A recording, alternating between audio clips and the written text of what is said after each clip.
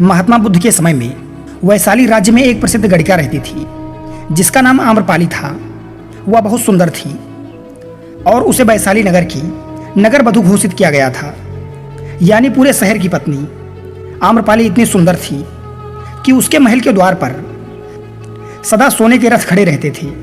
यहाँ तक कि महान राजाओं को भी उससे मिलने के लिए इंतजार करना पड़ता था।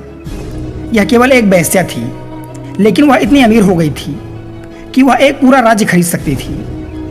आम्रपाली का शरीर जितना सुंदर था, उससे कहीं अधिक सुंदर उसकी आत्मा थी, जो सच्चे प्यार के लिए तरसती थी। क्योंकि आम्रपाली खुद से वेश्या नहीं बनी थी, उसे जबरदस्ती राजा ने वेश्या बनाया था। आम्रपाली अपने ग्राहकों को बहुत प्यार करने का दिखावा करती थी, क्योंकि उसे इसके लिए भुगतान किया जाता था, लेकिन अंदर से वह उनसे बहुत नफरत करती थी।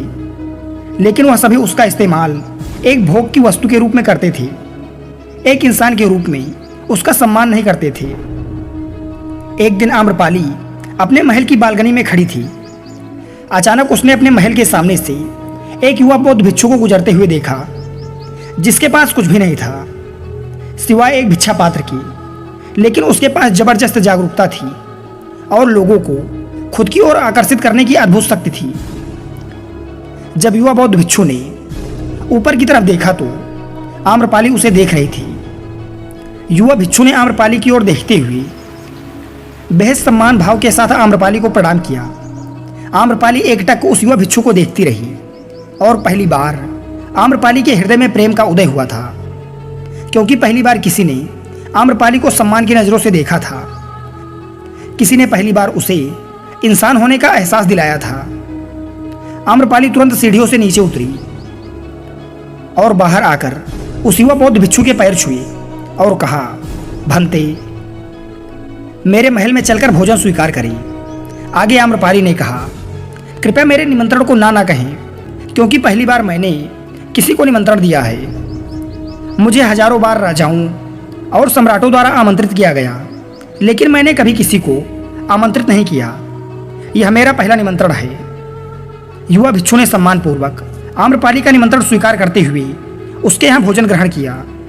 भोजन देने के बाद आम्रपाली ने कहा, महात्मन, आज से 3 दिनों के बाद बारिश का मौसम शुरू होने वाला है, जो कि अगले 4 महीने तक रहेगा, और मैं आपको अपने घर में 4 महीने रहने के लिए आमंत्रित करती हूँ। आने वाले 4 महीने के लिए यह आपका आश्रय होगा। मैं आपको पूर्ण रूप से आश्वस्त करती हूँ कि मैं किसी भी प्रकार से आपके ध्यान में बाधा नहीं बनूंगी, बल्कि मुझसे जितना हो सकेगा आपके ध्यान की सुविधाओं को सुगम बनाने का प्रयास करूंगी।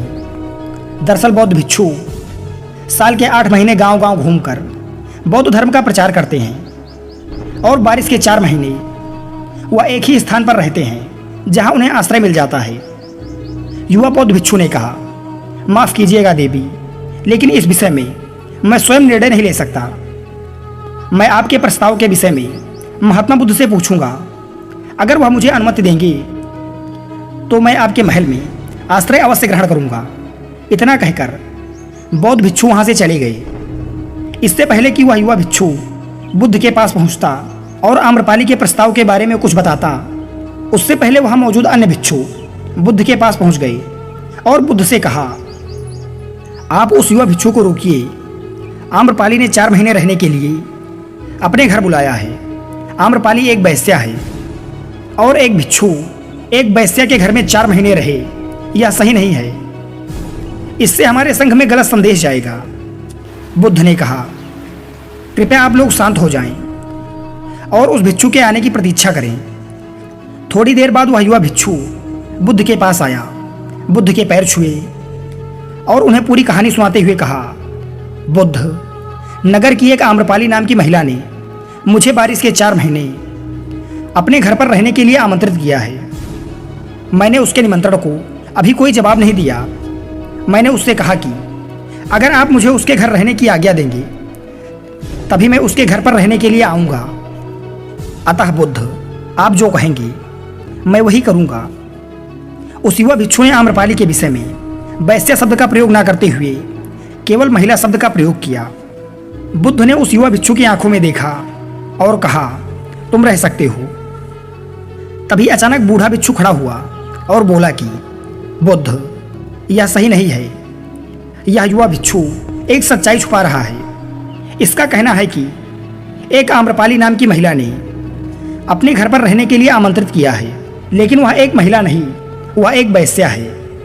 बुद्ध ने कहा, मैं जानता हूँ, और क्योंकि इसने वेश्या शब्द का प्रयोग नहीं किया है, इसका अर्थ है इसके मन में उसके लिए सम्मान का भाव है, इसीलिए मैं इसको वहाँ रहने की अनुमति दे रहा हूँ। वहाँ मौजूद हजारों बिच्छुओं को विश्वास नहीं हो रहा था कि महात्मा बुद्ध ने एक युवा बिच्छू को एक वेश्या के घर जाने की अनुमति दी है। अगले 3 महीनों के बाद वह युवा बिच्छू आम्रपाली के घर रहने के लिए चला गया। उसके जाते ही वहाँ उपस्थित अन्य बिच्छू उसके विषय में तरह तरह की बातें बनाने लगी। बुद्ध ने सभी को शांत करते हुए कहा, मुझे मेरे बिच्छू पर विश्वास है कि उसके भीतर तनिक भी भोग की इच्छा नहीं होगी। अगर उस बिच्छू का ध्यान गहरा है तो वह आम्रपाली के हृदय को परिवर्तित कर देगा, और अगर बिच्छू का ध्यान गहरा नहीं है तो आम्रपाली अपने शारीरिक आकर्षण से बिच्छू को परिवर्तित कर देगी। यह एक प्रश्न है ध्यान और शारीरिक आकर्षण के मध्य, जिसका उत्तर हमें 4 माह के बाद मिलेगा। बुद्ध की बात सुनकर वहां उपस्थित भिक्षुओं ने कहा कि बुद्ध उस युवा भिक्षु पर अधिक भरोसा करके अनावश्यक जोखिम उठा रहे हैं। वह भिक्षु युवा है और आम्रपाली बहुत सुंदर है। समय प्रारंभ हुआ और वर्षा ऋतु गई।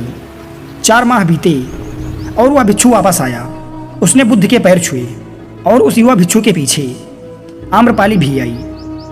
उस युवा भिक्षु ने आम्रपाली का बुद्ध से परिचय कराते हुए कहा, बुद्ध, यह आम्रपाली है और यह आपसे दीक्षित होना चाहती है। यह एक अनोखी महिला है। यह न केवल सुंदर है बल्कि इसकी आत्मा उतनी ही शुद्ध है जितनी आप कल्पना कर सकते हैं। आम्रपाली ने बुद्ध के पैर छुए और कहा, मैं पहली बार देखने भर से इस युवा भिक्षु से प्रेम करने लगी, लेकिन मैंने इस युवा भिक्षु को अपने सौंदर्य से कई बार आकर्षित करने का प्रयास किया, लेकिन मैं पूर्ण रूप से असफल रही। इसके बजाय इस युवा भिक्षु ने मुझे ध्यान के प्रति जागरूक किया और एहसास कराया कि वास्तविक जीवन भोग नहीं अपितु ध्यान है। इसीलिए बुद्ध, मैं अपनी सारी संपत्ति आपके भिक्षुओं को दान में देना चाहती हूँ और शेष जीवन ध्यान में बिताना चाहती हूँ। इसके बाद आम्रपाली बुद्ध के शिष्यों में पहली महिला हुई जिन्हें आत्मज्ञान की प्राप्ति हुई। बुद्ध ने अपने पंथ के सभी शिष्यों से कहा, यदि तुम वैश्याओं की संगति से डरते हो तो वहाँ उस डर का उस वैश्या से कोई लेना देना नहीं है, बल्कि वह डर तुम्हारे बेसुध मन की उपज है, क्योंकि तुमने अपनी कामुकता को दबा दिया है और कामुक ऊर्जा को कभी दबाया नहीं जा सकता। इसे केवल रूपांतरित किया जा सकता है। दोस्तों, आशा करते हैं आप इस कहानी से बहुत कुछ सीखे होंगे। धन्यवाद।